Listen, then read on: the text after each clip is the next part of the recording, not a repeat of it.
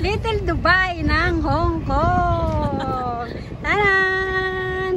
Gagalo ko kayo dito guys. Ipapakita ko sa inyo dito kung anong meron sa Little Dubai ng Hong Kong. Ayan, ang ganda ng araw ngayon guys. Ito na yung pinakihintay ng lahat, yung umaraw ba. Kasi past few months guys ay hindi nagpakita si Haring Araw. At ito lang. Ayan guys, nakat natin kasi nagbukas ako ng payong. Ayan guys. Ayan ang view natin dito sa Little Dubai ng Hong Kong. So located dyan guys dito sa Fortress Hill. Between Wan Chai and Causeway Bay. Between Causeway Bay and Fortress Hill. Itong ano na to, Little Dubai na to. So ayan, kung makikita nyo guys, meron din silang padagat-dagat. Ayan. Ayan. Diba? May mga kasama ko doon sa likod. Kasi maglalakad lang kami guys papunta ng Central. So since maglalakad naman kami sa kalagitnaan ng araw, ay kuhanan natin ang video para meron tayong pang premiere, diba? Para-paraan, diba? Tingnan nyo naman, ang ganda ng building. Tanan! Laki. Ang gaganda ng mga puno doon na tanim mo. Oh, tan! Ayan guys, oh. Victoria Harbor. Oh, pak. Ayos! Gusto ko guys yung ano ng ano. Tingnan nyo, alapaa po. Ang ganda. Oh. Tingnan nyo naman, ang ganda ng alapaa po. Wala bangis. Napakainit po guys. Ayan sila Manong nangingisda. Ayan. Sa hapon dito guys magandang magala or mag sightseeing or mag kwento-kwento kayo dyan ng mga friend mo or family. Diba? Dyan mo. Kaya lang ngayon napakainit na pa po. Mag-aalas 6 na po ng hapon pero tingnan nyo naman si Haring Araw ay tirik na tirik pa. Ayan. Dito tayo sa may tabi ng dagat. So ayan yung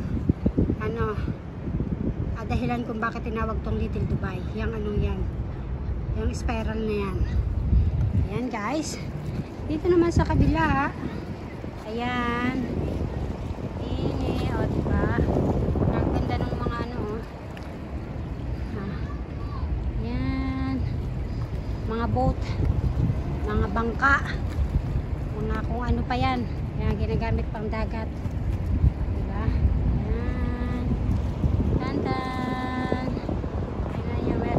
Pag alam nyo guys, pag Sunday dito, kaya Sabado, ay, ang dami pong tao. Ang hirap pong kumuha ng video kasi diba, may mga tao naman na ayaw na makuha sila sa video. Diba? Kasi alam nyo na, privacy. So, respect natin yun. Kaya, sa ganitong pagkakataon na meron na makalabas kami, ayan, punta dito para makakuha ng maayos na video na walang masyadong maraming tao. Diba? Ayan. Guys, ito pa oh. Ayan pa. Isa pa rin yan sa dahilan kung bakit tinawag tong place na to na Little Dubai dahil sa mga building-building na yan. At saka dun nga sa spiral cord na yun. Spiral, ano ba tawag dun te? Yun yung nasa una natin yun. Ayan. Yan, nasa gitna na yung spiral na yan. Dubai, ano? Ano ba tawag dyan, Grace? Little Dubai. Yan ang dahilan kung bakit dinawag na Little Dubai to, di ba? Oo. Art daw. Basta yun na yun. Papakahirap pa ba tayo sa buhay? Ay, nako. Huwag natin pahirapan ng bawat sarili natin. Di ba? Basta kung sino nakakaalam sa mga makakapanood ng video na ito, comment down below kung anong tawag dyan sa anong yan. Yan, yung nasa harapan namin na yan. Diba? Ang gaganda ng mga building mo, lalaki. Pak! Diba? So, ayan. Ayan! Teloy, pati yung payong ko, nasira na din. Aha.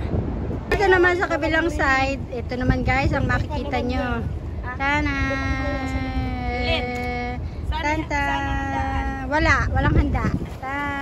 Pupuntahan natin guys yung sinasabi nila yan. Lalapitan natin yung arc na yan, kung ano man ang tawag dyan. Kahit pa against the light tayo. Pupuntahan natin yan. Sige. Mag-post lang, dapat mag-post. Pagpipicture daw kami dito guys, kaya pupuntahan namin yun. Yung side na yan. Diyos ko po, ang init.